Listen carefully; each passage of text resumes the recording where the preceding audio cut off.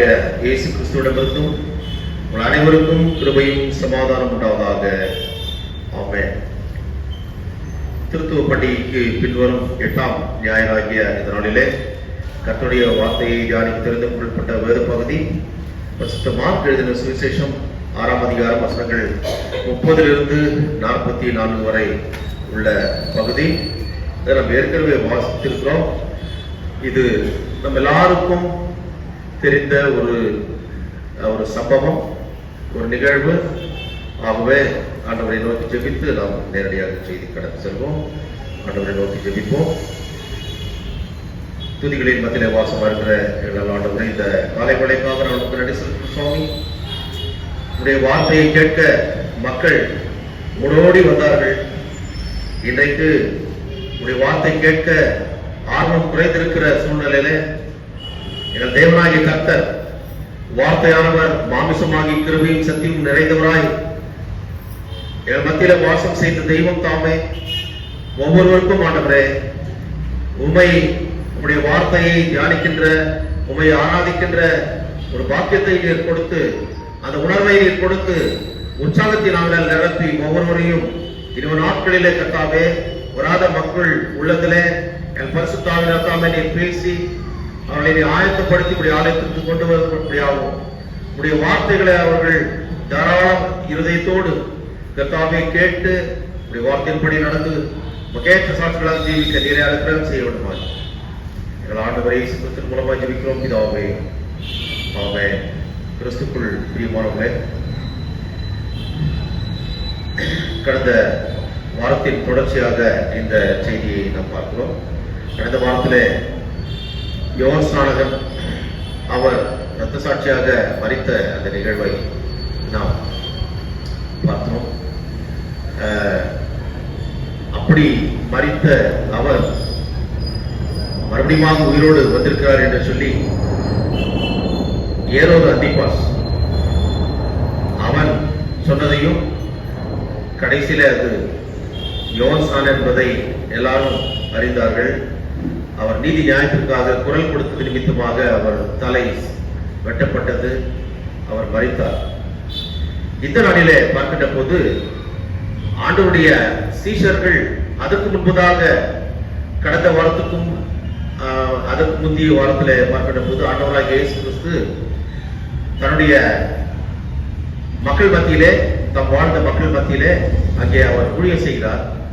அவர் ஊழியம் செய்கின்ற போது இவன் தச்சனுடைய மகன் அல்லவா, இவன் ஒரு சாதாரண தச்சன், இவருடைய சகோதர சகோதரிகள் நம்மிடத்தில் இருக்கிறார்களே, இவனுக்கு எப்படி இவ்வளவு வல்லமையான காரியம் வந்தது என்று சொல்லி ஜனங்கள் இடர்கள் அடைந்தார்கள் என்று சொல்லி, ஆகவே ஆண்டவர் மிகுந்த வருத்தத்தோடு தீர்க்கதரிசி தன்னுடைய வீட்டிலும் இனத்திலும் ஊரிலுமே என்று வேறெங்கும் கனவினம் அடையான் என்று சொல்லி அவர் சொல்லி மிகுந்த வருத்தத்தோடு ஒரு சில அற்புதங்களை மாற்றம் அவர் செய்து அங்கிருந்து அவர் கடந்து சென்று கிராமங்களிலும் பட்டணங்களிலும் அவர் ஊழியம் செய்து அதன் பிறகு தன்னுடைய சீஷர்களை அவர் அழைத்து இருவராக ஊழியம் செய்யும்படியாக அவர்களை அனுப்பி பிசாசுகளை விரட்டவும் வியாதியஸ்தர்களை குணப்படுத்தவும் செய்தார். இந்த காரியத்தை அவர்கள் செய்து கொண்டிருக்கிறார்கள். செய்த பிறகு கடந்த வாரத்தில் பார்க்கின்ற போது யோவான் ஸ்நானகனுடைய அந்த சம்பவம். ஆகவே ஓய்வில்லாமல் இவர்கள் ஊழியத்தை செய்து கொண்டிருக்கிறார்கள். இப்பொழுது அந்த அப்போஸ்தலர்கள் ஆண்டவரிடத்தில் கூடி வந்து, அதைத்தான் 30ஆம் வசனத்தில் பார்க்கிறோம். அப்பொழுது அப்போஸ்தலர் இயேசுவினிடத்தில் கூடி வந்து தாங்கள் செய்தவைகள் உபதேசித்தவைகள் யாவையும் அவருக்கு அறிவித்தார்கள். என்னென்ன செய்தார்கள் என்பதை they are reporting to our Lord. Whatever that they have carried out in the field, in the mission field என்ற காரியத்தை அவர்கள் ஆண்டவரிடத்தில் வந்து பகிர்ந்து கொண்டார்கள். சரிப்பா, ஓகே, நம்ம கொஞ்சம் ரெஸ்ட் எடுக்கலாம் அப்படின்னு சொல்லி ஆண்டவர் சொல்றார். ஏனென்றால் ஆண்டவரும் அவர்களோடு கூட சேர்ந்து ஊழியத்தை செய்தவர். அவர் சொல்லிவிட்டு அவர் உட்கார்ந்து கொள்வதற்கு அவர் has not taken the art of management in his hands. ஒரு அதிகாரத்தை கையில் வைத்து ஒரு மேனேஜ்மெண்ட் என்று பார்க்கின்ற போது, what is management என்றால் it is an art of getting the things done through others. மற்றவர்கள் மூலமாக காரியத்தை செய்து கொள்வதுதான் அது செய்கின்ற அந்த கமாண்ட் படைத்தவர் தான் அந்த ஒரு அதிகாரியாக ஒரு மேனேஜராக இருக்க முடியும். ஆனால் we are not seeing the managership attitude from our Lord, but leadership quality. Leadership என்று சொல்லுகின்ற போது மற்றவர்களையும் அவர் உற்சாகப்படுத்தி அவர்களையும் இணைத்துக் கொண்டு இவரும் இயங்கி செய்வார். ஒரு நல்ல ஒரு லீடர் நம்ம சொல்ல முடியுமா நம்ம இந்தியாவில்? அவரும் இறங்கி மற்றவர்களையும் திரட்டி பெரிய காரியத்தை செய்தார். யாராவது ஒருத்தர் சொல்ல முடியுமா? சுதந்திரம் இல்லாத நாட்டிலே இருக்கிறோம் போல ஒரு நிலைமை ஏற்படுது. சுதந்திரம் எப்படி வாங்கணும்? How we got our independence? Mahatma Gandhi அவர் எடுத்துக்கொண்ட ஒரு காரியம் என்ன? ஒன் நேஷன் தியரி என்ற ஒரு சப்ஜெக்டை, ஒரு அஜெண்டாவை கையில் எடுத்துக்கொண்டு மக்களை திரட்டினார். மக்கள் எல்லாம் அவர் பின் சென்றார்கள். அவர் முன்னே சென்றார், ஜனங்கள் எல்லாம் பின்னே சென்றார்கள். அந்த ஒரு பெரிய ஒரு சீல் அவருக்கு இருந்தது. எப்படியாவது ஆங்கிலேயரை விரட்டி இந்த தேசத்திற்கு சுதந்திரத்தை கொடுக்க வேண்டும். ஆகையினால்தான் அவரை சுதந்திர இந்தியாவின் தந்தை என்று நாம் சொல்கிறோம். Mahatma Gandhi is father of free India. ஆகவே ஆண்டவராக இயேசு கிறிஸ்து கூட அவர் முன்னணியில் செல்கின்றார் தலைவராக.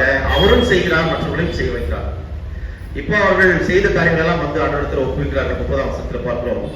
அவர் அவர்களை நோக்கி வனாந்திரமான ஒரு இடத்துல தனித்து சற்றே இளைப்பாறுவோம் வாருங்கள் என்று சொல்லி அவர்களை அழைத்து போகிறார். ஓயாமல் வேலை செய்து கொண்டிருக்கிறவர்களுக்கு வேலை, அதாவது ரெஸ்ட் என்பது தேவை இல்லையா? இன்னைக்கு எல்லாரும் வேலை செய்யறோம் இல்லையா? எவ்வளவு நேரம் வேலை செய்யறோம்? 8 hours என்றத ஒரு அதுக்கு முன்னாடி எல்லாம் 15 hours எல்லாம் இருக்கு ஒரு காலத்துல. கிறிஸ்துவுக்குள் பிரியமானவர்களே, இன்டர்நேஷனல் லேபர் ஆர்கனைசேஷன் ILO அதனுடைய கன்வென்ஷன்ஸ் அண்ட் ரெக்கமெண்டேஷன்ஸ் மூலமாக பார்க்கின்ற போது இந்த 8 hours என்ற ஒரு நேரம் வந்தது. உலக நாடுகளில் அநேக நாடுகளில் இதனை ஏற்றுக்கொண்டு 8 மணி நேரத்தை வைத்திருக்கார்கள். ஒரு வாரத்துல 8 to 6 48 மணி நேரம் ஒரு வாரத்துல வேலை செய்யணும். 24 மணி நேரம் அவர்களுக்கு ஓய்வு, ஒரு ஃபுல் டே. அப்போ ஒரு வாரத்துல 7 நாள்ல 48 மணி நேரம் அவர்கள் வேலை செய்கிறார்கள். 24 மணி நேரம் ஓய்வு அவர்களுக்கு கொடுக்கப்படுகிறது. சரி, இந்த டீட்டெயில நம்ம இன்னும் அதிகமா சொல்றது வேண்டாம். ஓய்வு என்பது மனுஷனுக்கு தேவை. கடவுள் கூட மனுஷன் ஒரு சர்டன் ஏஜ் ஆன பிறகு அந்த வயது முதிர்வின் காரணமாக அவர்கள் பலவீனம் அடைகிறார்கள். பலவீனம் அடைந்த பிறகு நோய் எதிர்ப்பு சக்தி குறைகிறது, சாப்பிடுகிற திறன் குறைகிறது,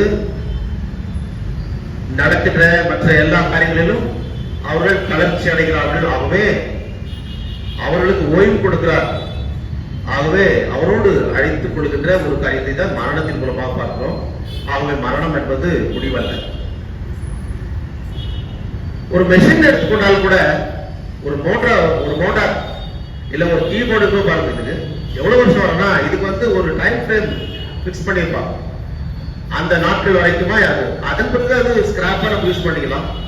இல்ல அதற்குரிய அக்கௌண்ட்ஸ்ல நம்ம பார்க்கும்போது டெப்ரிசியேஷன் வந்து அதனுடைய டோட்டல் வேல்யூ எவ்வளவுன்றத ஒரு 10 இயர்ஸ்க்கு அதை டிவைட் பண்ணி எவ்ரி இயர் ஒரு, ஃபார் எக்ஸாம்பிள் இது ஒரு 50,000 இருக்கு வச்சுக்கோங்க, எவ்ரி இயர் ஒரு 5,000 rupees டெப்ரிசியேஷன் ஒரு அலோகேஷன் பண்ணி அதில் சேர்த்து வைக்குவாங்க. அந்த 10 வருஷத்துக்கு பிறகு இது ஒரு ஸ்கிராப் போல நம்ம யூஸ் பண்ணிக்கலாம், மறுபடியும் யூஸ் பண்ண முடியாது, புதுசாக வைக்கலாம். அது போன்ற ஓய்வு என்பது தேவை. ஆகவே இங்கே அழைக்கிறார். 30 வருஷம் அவர்களை நோக்கி வனாந்திரமான இடத்தில் தனித்து சற்று இளைப்பாறும்படி வாருங்கள் என்றார். ஏனெனில் வருகிறவர்களும் போகிறவர்களும் அநேகராக இருந்தபடினால் போஜனம் பண்ணுகிறதற்கும் அவர்களுக்கு சமயம் இல்லாதிருந்தது. எந்த அளவுக்கு அவர்கள் they were fully involved in mission and ministry, சாப்பிடுறதுக்கு கூட நேரம் இல்லைன்னு சொல்லி அங்கே நம்ம பார்க்கிறோம். ஆகவே ஓய்வு என்பது மனுஷனுக்கு தேவை என்பதை அறிந்து அவர் தன்னுடைய சீஷர்களுக்கும் அவர் சொன்னார். அவர்கள் தனியே இருக்கும்படியாக 32ஆம் வசனத்துல ஒரு படகுல ஏறி அவர்கள் தனியாக இருக்கும்படி ஒரு வனாந்திரத்துக்கு போகிறார்கள். அந்த விஷயத்தை அவர்கள் ஜனங்கள் கேள்விப்பட்டார்கள். மிக மிக முக்கியமான ஒரு பாயிண்ட் அந்த 33ஆம் வசனத்துல அவர்கள் புறப்பட்டு போகிறதை ஜனங்கள் கண்டார்கள். அப்போ ஆல்ரெடி இல்லையா பெரிய ஒரு கிரௌட் இருக்கிறார்கள். எதற்காக? ஆண்டவருடைய வார்த்தையை கேட்க ஆவலாய் காத்திருக்கிறார்கள். அவரை விட்டுவிட மனதில்லை. அவர் பேசுகின்ற வார்த்தையை அதாவது விட்டுவிட அல்லது அந்த வாய்ப்பை தவறிவிட அவர்கள் தயாராக இல்லை. எப்படியாவது கேட்டுக்கொண்டே இருக்க வேண்டும். இனிமையான வார்த்தை. வேத புத்தகம் அதுதான் இல்லையா? வேத புத்தகமே வேத புத்தகம், விலை பெற்ற செல்வம் நீயே, விலையேற பெற்றது. ஆண்டவர் வார்த்தையானவர். வார்த்தையானவர் மாம்சமாகி கிருபையும் சத்தியமும் நிறைந்தவராய் நம்மிலே அவர் வாசம் செய்தார் என்று சொல்லி யோவான் சுவிசேஷம் 1ஆம் அதிகாரம் 14ஆம் வசனத்துல நாம் பார்க்கிறோம். கிறிஸ்துவுக்குள் பிரியமானவர்களே, அவர்கள் 33ஆம் வசனத்தில் அவர்கள் புறப்பட்டு போகிற ஜனங்கள் கண்டார்கள். அவரை அறிந்த அநேகர் சகல பட்டணங்களிலும் இருந்து கால்நடையாய் அவிடத்திற்கு ஓடி. இது ஒரு கிராம இடம். கிராமத்தில் இருக்கிறவங்க எல்லாம் வந்துருக்கிறாங்க. அவரை அறிந்த எல்லாரும் பட்டணங்களில் இருக்கிறவங்க கால்நடையாக வந்திருக்கிறார்கள். கால்நடையா வந்திருக்கிறார்கள் பாருங்க. நடந்து வந்திருக்கிறார்கள். அப்பத்துக்கு வேற எந்த மோட் ஆஃப் டிரான்ஸ்போர்ட் இருந்தவங்க தெரியல. ஆகினால கால்நடையா அவ்விடத்துக்கு ஓடி. இதெல்லாம் முக்கியமான வார்த்தைகள். Very unique word. கால்நடையாய் அவ்விடத்துக்கு ஓடி அவர்களுக்கு முன்னே அங்கே சேர்ந்து அவரிடத்தில் கூடி வந்தார்கள். எவ்வளவு வாஞ்சை பாருங்க, எவ்வளவு வாஞ்சை. கர்த்தருடைய வார்த்தையை கேட்க எந்த அளவுக்கு அவர்கள் வாஞ்சை காட்டியிருக்கிறார்கள். இன்றைக்கு திருச்சபை காட்டுகிறதா? அவரை ஆராதிக்க நாம் வருகிறோமா? ஏன்? இதை விட பெரிய வேலை என்ன? ஞாயிற்றுக்கிழமைய ஞாயிற்றுக்கிழமை ஓய்வு நாள், கர்த்தருடைய நாள். ஆகவே பிரியமானவர்களே, நான் கடினமான வார்த்தைகளை உபயோகிக்கிறேன் என்று தவறாக நினைக்கிறார்கள். என்னுடைய கடமை திருச்சபையை ஒரு நல்ல மேய்ப்பனாக கர்த்தருடைய வார்த்தையிலும் சாக்கிரமத்திலும் மேய்க்க வேண்டிய கடமை எனக்கு உண்டு. I have been called, I have been commissioned to lead you and to guide you the word and the sacraments. அதை திருப்திகரமாக செய்ய வேண்டும். அதற்காக அழைக்கப்பட்டவர். அதே போலதான் ஆண்டவருடைய வார்த்தையை கேட்க அவர்கள் ஓடி வந்திருக்கிறார்கள். கால்நடையாக வந்திருக்கிறார்கள். அவர்கள் படகுல போய் போட்டு எவ்வளவு வேகமா போகும், அதெல்லாம் போட்டு போனே இவர்கள் வேகமா ஓடிட்டார்கள். கொஞ்சம் யோசிப்பார். அவருடைய வார்த்தை கேட்க வேண்டும். வார்த்தையானவரே அங்கு இருக்கிறார். அவர் சொல்லுகிற வார்த்தை தேனிலும் அமுதமான ஒரு வார்த்தை. கேட்டுக்கொண்டே இருக்கலாம். இஸ்லாமியர்கள் அவருடைய குர்ஆனிலே பார்க்கின்ற போது ஆண்டவராகிய இயேசு கிறிஸ்துவினுடைய பெயர் கலிமத்துல்லா என்றால் the word of God. கர்த்தருடைய வார்த்தை. அவர்தான் வார்த்தை. ஆகவேதான் யோவான் 1 பார்க்கின்ற போது ஆதியிலே வார்த்தை இருந்தது, அந்த வார்த்தை கடவுளோடு இருந்தது, அந்த வார்த்தை கடவுளுமா இருந்தது, அவர் ஆதியிலே கடவுளோடு இருந்தார். அந்த வார்த்தையானவர் தான் மாம்சமாகி கிருபையும் சத்தியம் நிறைந்தவராய் நம்மிலே வாசம் செய்தார் என்று சொல்லி 14ஆம் வசனத்திலே அங்கே அவர்கள் வந்து அவரிடத்துல கூடி வந்தார்கள். அநேக ஜனங்கள் கூடி வந்தார்கள். 34ஆம் வசனத்திலே இயேசு கரையில் வந்து அநேக ஜனங்களை கண்டவர்கள் மேய்ப்பனில்லாத ஆடுகளை போல் இருந்தபடியால் அவர்கள் மேல் மனதுருகி அநேக காரியங்களை அவர்களுக்கு உபதேசிக்க தொடங்கினார். மேய்ப்பனில்லாத ஆடுகள். கிறிஸ்துவுக்குள் பிரியமானவர்களே, அநேக ஜனங்களை கண்டார்கள். யார் இவர்கள் என்று பார்க்கின்ற போது அவர்கள் மேய்ப்பனில்லாத ஆடுகளாக இருந்தார்கள். இன்றைக்கு நாம் வாசி கேட்ட பழைய ஏற்பாட்டிலே எரேமியா 23:1-6 வரைக்கும் பார்க்கின்ற போது அங்கே ஒரு காரியத்தை நாம் பார்க்கிறோம். அங்கே மேய்ப்பர்கள், அதாவது கடவுளுடைய ஊழியத்தை செய்ய கடவுளால் தெரிந்து கொள்ளப்பட்ட ஆசாரியர்களும், அதே போல கர்த்தரால் தெரிந்து கொள்ளப்பட்டு நாட்டை நடத்த வேண்டிய தலைவர்களும் ராஜாக்களும் தம்முடைய பொறுப்பில் இருந்து அவர்கள் தவறி போனார்கள். சரியாக தேசத்து மக்களை நடத்தாமல் அவர்கள் இருந்த காரணத்தினால, மனம் போன போக்கில் அவர்கள் வாழ்ந்த காரணத்தினால அவர்கள் சிறைப்பிடிக்கப்பட்டார்கள். இவருடைய ஒரு ஒரு கெட்டுப்போன ஒரு நிர்வாகம், கெட்ட நிர்வாகத்தினாலே ஜனங்கள் பாதிக்கப்பட்டார்கள். பாருங்கள் கிறிஸ்துக்குள் பிரியமானவர்களே, ஆகவே தான் மற்ற நாடுகளில் இருந்து அதாவது ராஜாக்கள் வந்து இவர்கள் மேல் போரிட்டார்கள். அடுத்தது இவர்கள் ஏழை எளியவர்களை கொள்ளையடித்தார்கள். அதை தான் கடந்த வாரத்தில் பார்க்கிற போது கூட நாம் ஆமோஸ் தீர்க்கதரிசன புஸ்தகத்துல நாம் பார்த்தோம். கிறிஸ்துக்குள் பிரியமானவர்களே, அங்கே கூட ஆமோஸ் தீர்க்கதரிசி போய் தீர்க்கதரிசனம் சொல்லுகிற போது அமத்சியா சொல்கிறான், நீ ஏன் இங்கே வந்தாய்? நீ இருக்க வேண்டிய இடம் அங்கே தானே, யூதேயாவில. ஏன் நீங்க இஸ்ரேலுக்கு வந்தாய்? நார்தன் கிங்டம் வந்த, நீ போ சதர்ன் கிங்டம் போ, அங்கே நீ போய் உங்களுடைய வார்த்தை ஏதாவது சொல்லி பொழைச்சுக்க, இங்க வந்து எங்களை ஏமாத்தாத, எங்களை மிரட்டாதே என்று சொல்கிறார். ஆனால் கடவுள் ஒரு மேய்ப்பனா இருந்த சாதாரண அவனை அனுப்பி அங்கே இஸ்ரவேல், என் ஜனமாகி இஸ்ரவேலுக்கு விரோதமாக தீர்க்கதரிசனம் முறை என்று சொல்லி அனுப்பினார். ஆகவே தைரியமாக வந்து செய்தார். இங்கே எரேமியா தீர்க்கதரிசன புஸ்தகத்துல பார்க்கின்ற போது, என் மேய்ச்சலின் ஆடுகளை கெடுத்து சிதறடிக்கின்ற மேய்ப்பர்களுக்கு ஐயோ என்று கர்த்தர் சொல்கிறார். இஸ்ரவேலின் தேவனாய் கர்த்தர் தமது ஜனத்தை மேய்க்கிற மேய்ப்பர்களுக்கு விரோதமாக சொல்லுகிறது என்னவென்றால், நீங்கள் என் ஆடுகளை பராமரியாமல் அவைகளை சிதறடித்து அவைகளை துரத்தி விட்டீர்கள். இதோ நான் உங்கள் பேரில் உங்கள் செய்கைகளில் பொல்லாப்புக்கேற்ற தண்டனை உங்கள் மேல் வருவிப்பேன் என்று கர்த்தர் சொல்லியிருக்கிறார். நான் என் ஆடுகளில் மீதியாயிருப்பவர்களை தூரத்தில் இருந்த எல்லா தேசங்களிலும் சேர்த்து அவைகளை திரும்ப அவர்களின் தொழுவங்களுக்கு கொண்டு வருவேன். இங்க வந்திருக்கிற ஜனம் கூட யாரு? இது எரேமியா காலத்துல இயேசுக்கு முன்பாக பல வருடங்களுக்கு முன்பதாக நடைபெற்ற சம்பவம். அப்படி சிதறடிக்கப்பட்ட காரணம் யாரு? ராஜாக்களும் ஆசாரியர்களும் கடவுளால் தெரிந்து கொள்ளப்பட்டு ஜனங்களை நடத்த வேண்டியவர்கள் நடத்தாமல் போனது நிமித்தமாக எல்லாம் சிதறப்பட்டார்கள். இப்பொழுது இருக்கிறவர்கள் இஸ்ரவேலில் மீதியானவர்கள், the remnants of Israel, remnants of Israel. இஸ்ரவேலில் மீதியா இருக்கிறவர்கள் தான் இப்ப கூடி வந்திருக்காங்க. இவங்களாவது மறுபடியும் கொண்டு வந்து சேர்த்திருக்கிறார். அவர்கள் கடவுளுடைய வார்த்தை கேட்க அவளாக வந்திருக்கிறார்கள். புரிஞ்சுங்களா எந்த கான்டெக்ட்ல வந்திருக்குதுன்னு? ஆகவே இந்த வார்த்தையை கேட்க வேண்டும், இவரால் தான் எங்களுக்கு மறுபடியும் வாழ்வு என்று சொல்லி ஜனங்கள் வந்திருக்கிறார்கள்.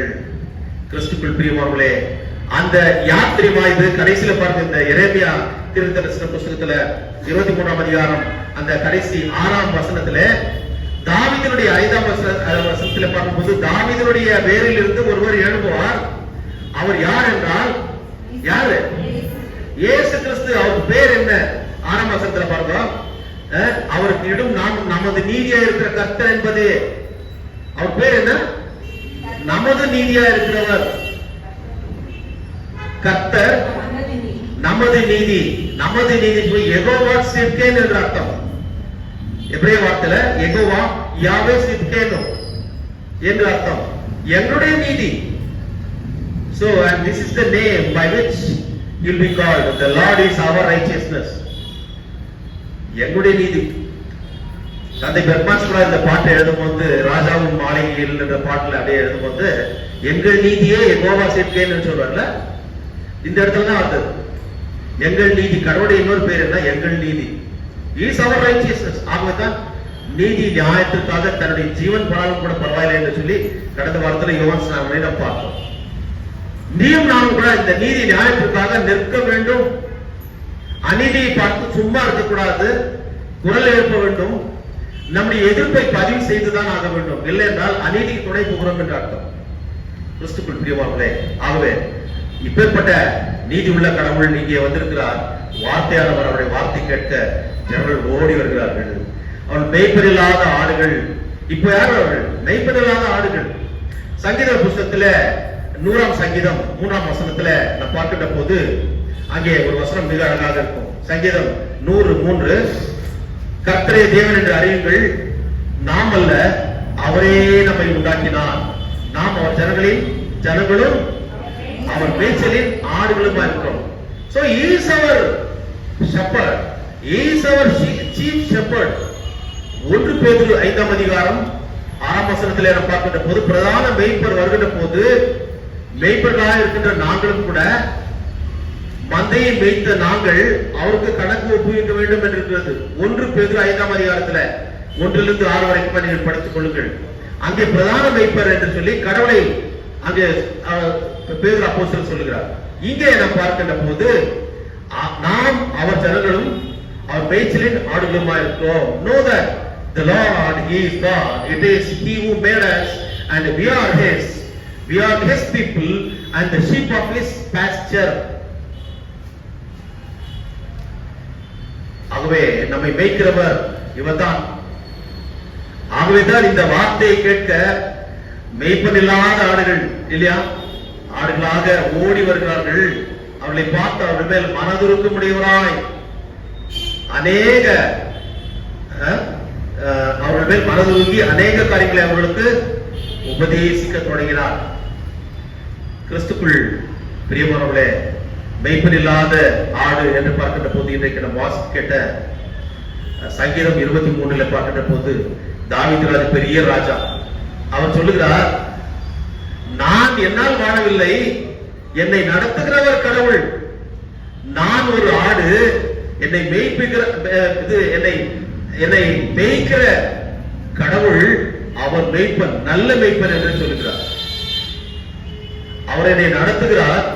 எவ்வளவு அழகான வார்த்தை பாருங்க. அது 23ஆம் சங்கீதத்துல இன்றைக்கு நம்ம கேட்ட 23ஆம் சங்கீதத்துல அவர் என்னை நடத்துகிறார். அவர் என்னை கர்த்தரின் மேய்ப்பராய் இருக்கிறார், நான் தாழ்ச்சியடையேன். அவர் என்னை புல்வெளிகளில் மேய்த்து அமர்ந்த தண்ணீர்கள் நடையில் என்னை கொண்டு போய்விடுகிறார். So he feeds us and also அவர் என் ஆத்துமாவை தேற்றி தம்முடைய நாமத்தின் நிமித்தம் என்னை நீதியின் பாதையில் நடத்துகிறார். என் ஆத்துமாவை அவர் தேற்றுகிறார். He cares, he comforts. அவர் நம்மை நடத்துவது மாத்திரம், நம்மை போஷிப்பது மாத்திரமல்ல, நம்மை அவர் நடத்துகிறார், ஆத்துமாவை தேற்றுகிறார், நம்மை பலப்படுத்துகிறார். அது மாத்திரமல்ல, நான் மரண இருளின் பள்ளத்தாக்கிலே நடந்தாலும் பொல்லாப்புக்கு பயப்படேன், தேவரீர் என்னோடு கூட இருக்கிறீர். He leads us, he protects us. நம்மை பாதுகாக்கிறார், நம்மை நடத்துகிறார். அது மாத்திரமல்ல, 5ஆம் வசனத்திலே என் சத்துருக்களுக்கு முன்பாக நீர் எனக்கு ஒரு பந்தி ஆயத்தப்படுத்தி என் தலையை எண்ணெயால் அபிஷேகம் பண்ணி He anoints us. இவ்வளவு காரியம் செய்த பிறகு He feeds us, He cares us, He comforts us, He leads us, He protects us, He anoints us. Then what else is required for me? என்று இவர் சொல்லுகிறார். ஆகவே என் அப்பாவோடு வாழ்கின்ற இந்த காலமே உலக வாழ்க்கையிலே நான் பரலோகத்தை அனுபவித்தது போல, ஆனால் இது அல்ல, இந்த ராஜ்யம் அழிந்து போகும், ஆனால் அவருடைய ராஜ்யம் அதிலே நான் எப்பொழுதும் நிலைத்திருப்பேன். கடைசி அந்த 6ஆம் வசனத்தில் சொல்லி, என்னுடைய ஜீவனுள்ள நாளெல்லாம் நன்மையும் கிருபையும் என்னை தொடரும். நான் தேட வேண்டியதில்லை, என்னை அவர் பார்த்துக் கொள்கிறார். அவர்தான் கடவுளை தேட வேண்டும் என்று சொல்லி ஊழியக்காரனாக நான் சொல்லுகிறேன். முதலாவது தேவனுடைய ராஜ்யத்தையும் அவருடைய நீதியை தேடுங்கள், அப்பொழுது இவைகள் எல்லாம் உங்களுக்கு கூட கொடுக்கப்படும். Let us not seek the opportunities and the fortunes in our life. It will come automatically. முதலாவது கடவுளை தேடுங்கள். First seek the kingdom of God and His righteousness, and all other things will be added unto you. ஆகவே அதை மறக்கக்கூடாது பிரியமானவர்களே. தேவனை தேடுகின்ற போது கர்த்தர் நம்மேல் பிரியமா இருப்பார். தேடுங்கள், கேளுங்கள் கொடுக்கப்படும், தேடுங்கள் கண்டடுங்கள், தட்டுங்கள் உங்களுக்கு திறக்கப்படும். நம்ம கேட்கறதா இல்ல, தட்டுறதா இல்ல. இது போல இருந்தா என்ன, நான் இப்படி இருக்கிறேன்னா காரணம் நாம் தான். ஆண்டவரை தேடுவது கிடையாது, இடத்துல கேட்பது கிடையாது, தட்டுவது கிடையாது. தட்டுவது என்றால் என்ன, தொடர்ச்சியாக ஜெபித்து ஜெபித்து ஜெபித்து இடைவிடாமல் ஜெபிக்கிறதுனால சில காரியங்களை நம்ம கேட்கணும். தட்டணும், போயிட்டு ஆண்டவர் அவரை நம்ம என்ன பண்ண தொல்லைப்படுத்தணும். ஆண்டவரை எனக்கு இந்த தேவை இருக்குது, நாங்கள் உங்களுடைய பிள்ளைகள், நீர் கொடுக்காம வேற யாரு என்கிட்ட வேற யார்கிட்ட எனக்கு பெற முடியும் சுவாமி? உரிமை கொண்டாடணும், உரிமை கொண்டாட வேண்டும். நம்மை படைத்த தெய்வம் அவருடைய பிள்ளைகள் தான். ஆகவே பிரியமானவர்களே, இப்படி அவர் சொல்லுகிறார். ஆகவேதான் இப்பொழுது அவருடைய நிலைமை என்ன, மேய்ப்பன் இல்லாத ஆடுகள் போல அவர்கள் இருப்பதை பார்த்து மனதுருகி, அவர்கள் மேல் மனதுருகி, அந்த வார்த்தை பார்க்க அவர் மேய்ப்பன் இல்லாத ஆடுகளை போல இந்த காரணத்தினால அவர்கள் மேல் மனதுருகி. So he moved with compassion என்று சொல்லி இருக்கிறது. இயேசுஸ் எஸ்பிளாக்னிஸ்டே என்று சொல்லி கிரேக்க வார்த்தையில அர்த்தம், அதாவது மனதுருக்கம், அதற்கு ஒரு வேற வியாக்கியானம் சொல்ல வேண்டியதில்லை. he moved with compassion. மனதுருக்கம் என்று சொல்லும்போது இதற்கு அர்த்தம் என்னென்றால், it signifies to sympathize or to suffer along with others. மற்றவர் படுகிற கஷ்டத்தோடு கூடவே சேர்ந்து. புரிச்சுங்களா? இப்போ யாராவது வீட்டுக்குள்ள செத்து இருந்தாங்கன்னா ஊர்ல இருந்து வர்றவங்க என்ன பண்ணுவாங்க? வந்தவொடனே எப்படி இருக்கிறீங்க கேட்பாங்களா? வந்தவொடனே அழுவாங்க. அவங்களுக்கு அழ வரலாம் கூட சரி, அப்படி கட்டி பிடிச்சுன்னு அழுவாங்க. அது வரைக்கும் உட்காந்து பேசிடுவாங்க. செத்த வீட்டுல அவங்க கூட என்ன பண்ணுவாங்க? அவங்க வந்தவொடனே அழ ஆரம்பிப்பாங்க. சோ அது தட் இஸ் கம்பேஷன். அதுதான் மனதுருக்கம். இதனுடைய the root meaning of compassion is to sympathize or to suffer along with others. மற்றவருடைய அந்த கஷ்டத்துல உபத்திரத்துல நாமும் உபத்திரப்படுவோம். சோ இவருடைய வேதனை என்ன என்பதை ஆண்டவர் புரிந்து கொண்டு அவர்கள் மனதுருகி அநேக உபதேசங்களை அவர்களுக்கு உபதேசிக்க தொடங்கினார். கிறிஸ்துக்குள் பிரியமானவர்களே,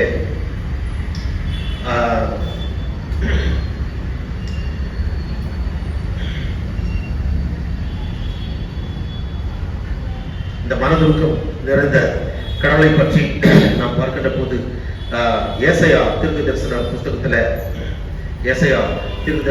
புஸ்தகத்துல 54 அதிகாரத்துல பார்க்கின்ற போது மலைகள் விலகினாலும் 54:10 மலைகள் விலகினாலும் பர்வதங்கள் நிலை பெயர்ந்தாலும் என்னுடைய கிருபை உன்னை விட்டு விலகாமலும் என்னுடைய சமாதானத்தின் உடன்படிக்கை உன்னை விட்டு நிலை பெறாமலும் இருக்கும் என்று உன்மேல் மனதுரு கர்த்தர் சொல்லுகிறார்.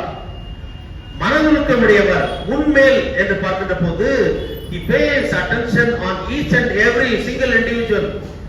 ஒவ்வொருவர் மேலும், தனிப்பட்ட ஒவ்வொருவர் மேலும் அக்கறை உள்ள, பாசம் உள்ள, அன்புள்ள கடவுள். ஆகவே கிறிஸ்துக்குள் பிரியமானவர்களே, மனதுருக்கம் என்பது சாதாரணமாக வருவது கிடையாது. நம்மை படைத்த தெய்வம் ஒரு தாய் உள்ளம் கொண்டவர். ஆகவே தான் அந்த ஒரு எண்ணம் அவருக்கு இருந்தது.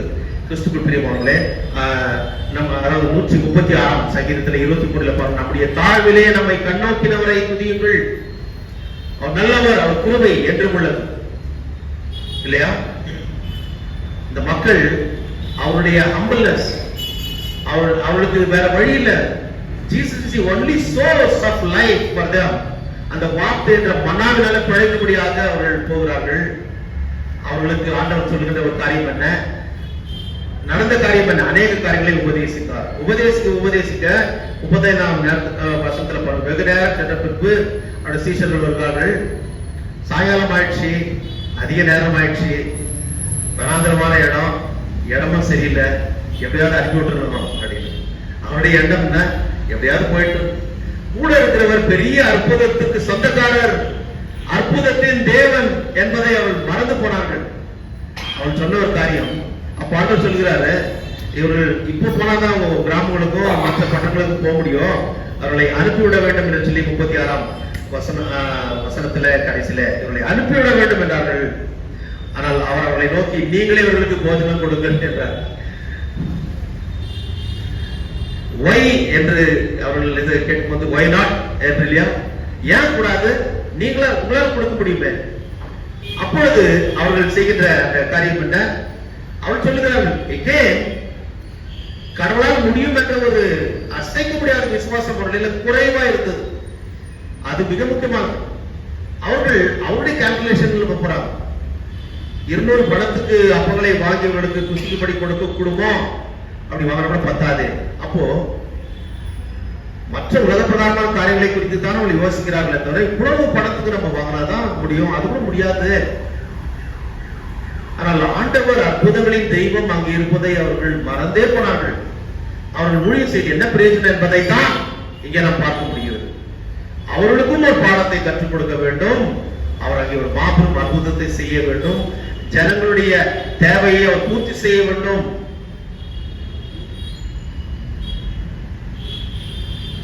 அவருடைய நோக்கம் என்ன? அவருடைய எண்ணம் என்ன? அவர் எல்லா மக்களையும் போஷிக்கவும், அதாவது அவர்களுக்கு உபதேசம் பண்ணவும் வேண்டும், அவர்களை போஷிக்கவும் அவர் பிரியமுள்ளவராக இருக்கிறார். So his mission is not only to share but to care. இவ்வளவு நேரம் அவர்கள் ஆவிக்குரிய பசி தீர்ந்தது. இப்பொழுது சரீர பிரகாரமாக இரவு நேரம் ஆகும்போது கிறிஸ்துக்குள் பிரியமானவர்களே, உலகத்தில் எத்தனை அப்பங்கள் எவ்வளவு மீன் இருக்குன்னு கேட்கிறாரு. 5 அப்பம் 2 மீன். எத்தனோவா ஆண்டவரிடத்துல ஒப்பு கொடுக்கப்படுகிறது. ஒப்பு கொடுக்கப்பட்ட பிறகு அவரை அதனை ஆசீர்வதித்து எல்லாருக்கும் கொடுக்கும்படி செய்கிறார். 50 பேராக 100 பேராக ஒரு அந்த ஆர்டர்லி லைஃப் என்பது பாருங்க என்ன அழகா வருதுல்ல. மிக கிரமமாக செய்கின்ற காரியத்தை பார்க்கிறோம். எல்லாரும் சாப்பிட்டு திருப்தி அடைந்தார்கள். அந்த திருப்தி அடைய செய்கின்றவர் கடவுள். அவளுக்கு கிடைத்தது என்ன? அப்பமும் மீனும். யாருக்கு எந்த பிரச்சனையும் ஆகாது, எந்த சைடு எஃபெக்ட்ஸ் ஆகாது, எவ்வளவு சாப்பிடலாம், கொலஸ்ட்ரால் ஆகாது இல்லையா. ஃபிஷ், பிரெட், உடம்பு சரியில்லாதவங்க கூட பிரெட் தான் கொடுப்பாங்க. அதே போல எகிப்திலிருந்து மக்களை அழைத்துக் கொண்டு வருகிற போது மன்னாவை கொடுத்தார், காடையை கொடுத்தார். காடையில இது கொலஸ்ட்ரால் இருந்தா ஃபேட் கண்டென்ட்ஸ் கிடையாது. சோ எல்லாரும் பெற்றுக்கொள்ளத்தக்கான ஒரு ஆசீர்வாதத்தை கொடுத்தார். பிரியமக்களே, எல்லாரும் சாப்பிட்டு திருப்தி அடைந்தார்கள். மீதியானவற்றை 12 குடைகளில் எடுத்தார்கள். சாப்பிட்டது எவ்வளவு பேரு? 5000 பேர் இருந்தார்கள் என்று சொல்லி இங்கே மார்க் சுவிசேஷகர் சொல்லுகிறார். ஆனால் அவளோடு அவருடைய கணவன்மார்கள் வந்து, அதாவது மனைவிமார்கள் வந்து பண்ணார்களா? 5000 பேர் புருஷர் என்று இருக்கிறது இல்லையா. அப்பம் சாப்பிட்ட புருஷர் ஏறக்குறைய 5000 பேர் இருந்தார்கள். And those who ate the loaves were 5000 men என்று இருக்கிறது. What about the women? What about the children? இப்படி எல்லாத்தையும் சேர்க்கின்ற போது ஒருவேளை அவருடைய மனைவிமார்கள் வந்திருக்கலாம், மனைவி வந்திருக்கலாம், பிள்ளைகள் வந்திருக்கலாம். ஒரு குடும்பத்தில் ஒரு 2 பேருக்கு வந்திருந்தாலே அவங்க குடும்பமா.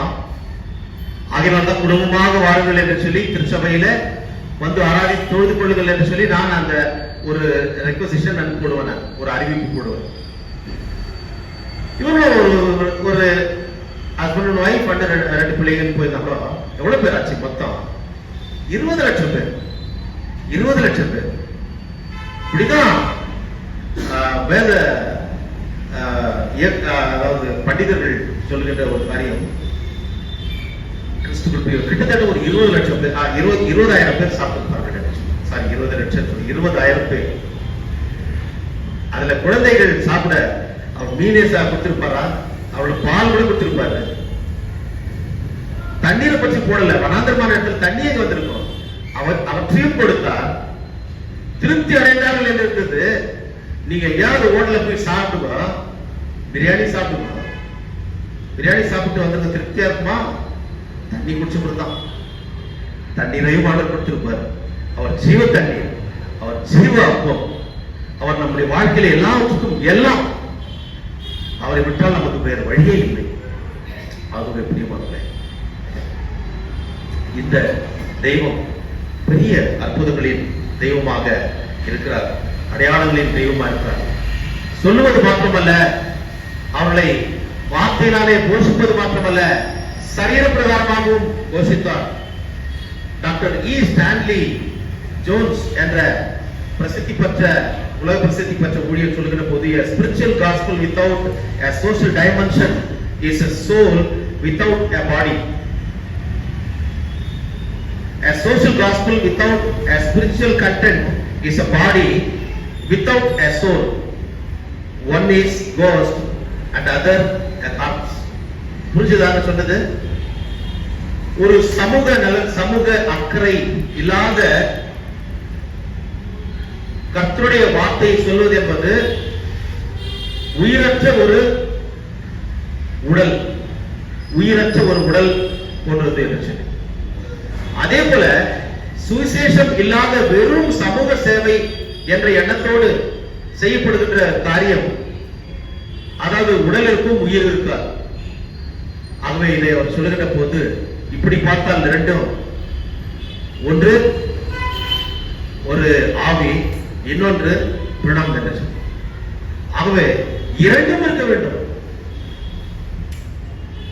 Sharing as well as caring. இதைத்தான் அந்த காலத்தில் வந்த மிஷனரிமார்கள் மிஷன் காம்பவுண்ட் என்று சொல்லி அமைத்தார்கள்.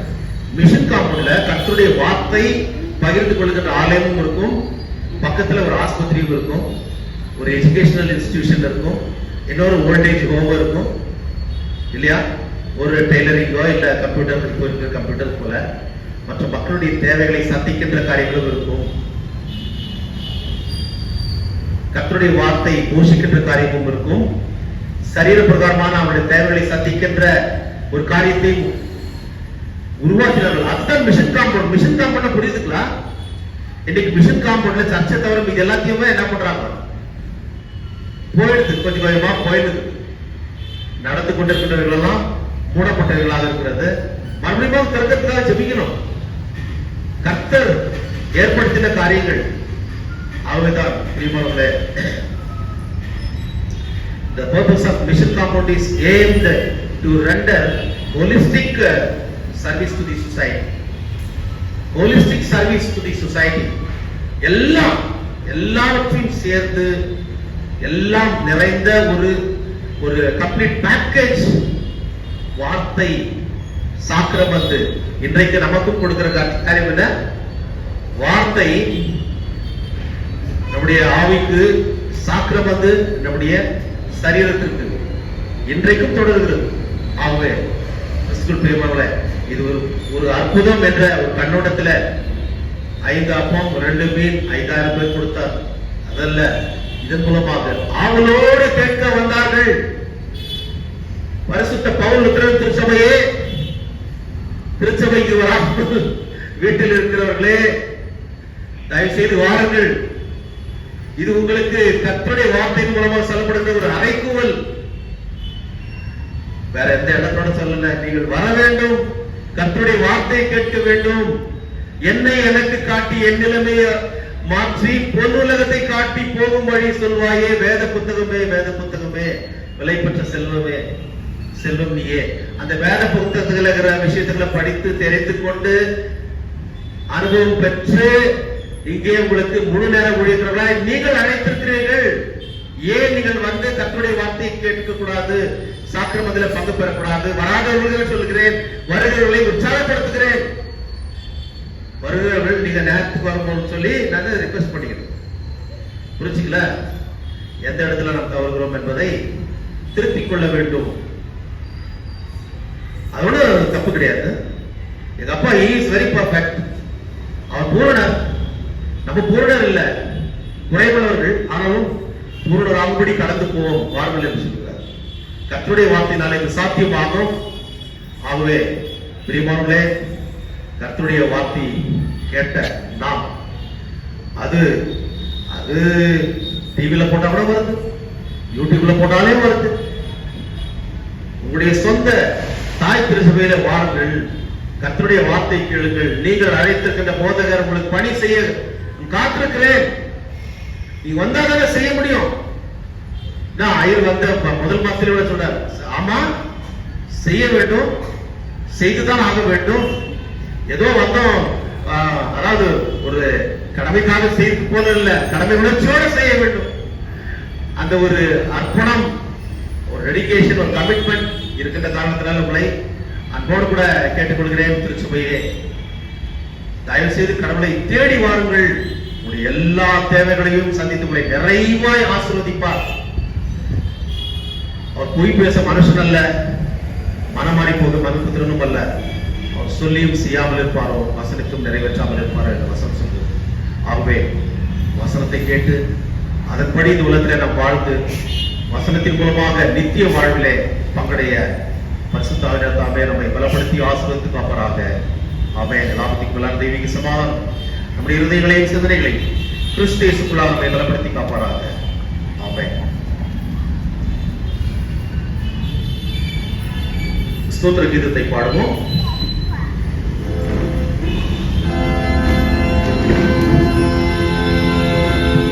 கடவுளே